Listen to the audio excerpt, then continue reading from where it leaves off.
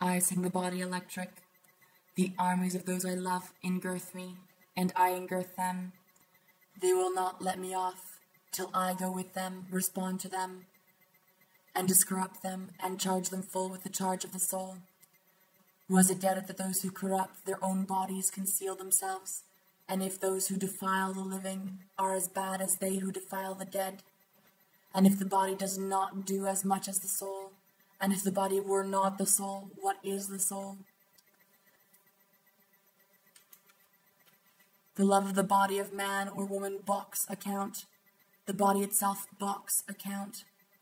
That of the male is perfect, and that of the female is perfect. The expression of the face balks account. But the expression of a well-made man appears not only in his face, but in his limbs and joints also. It is curiously in the joints of his hips and wrists.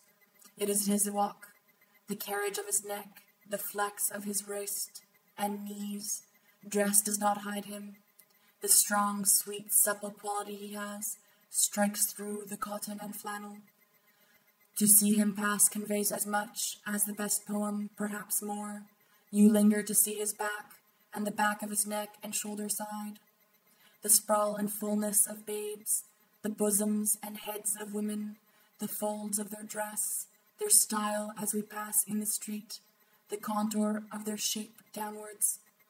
The swimmer naked in the swimming bath, seen as he swims through the transparent green shine, or lies with his face up and rolls silently to and fro in the heave of the water. The bending forward and backwards of rowers in rowboats, the horseman in his saddle, girls, mothers, housekeepers, all in their performances. The group of laborers seated at noontime with their open dinner kettles and their wives waiting.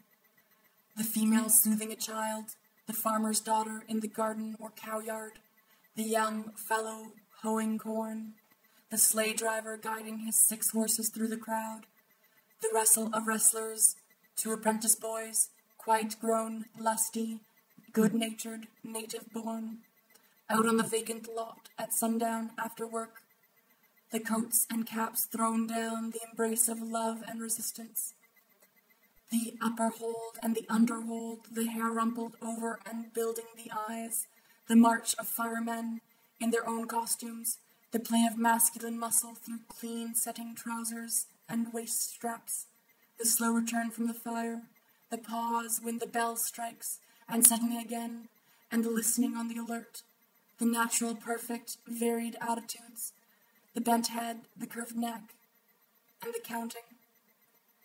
Such like I love, I loosen myself, pass freely, am at the mother's breast with that little child. Swim with the swimmers, wrestle with the wrestlers, march in line with the firemen, pause, listen, and count.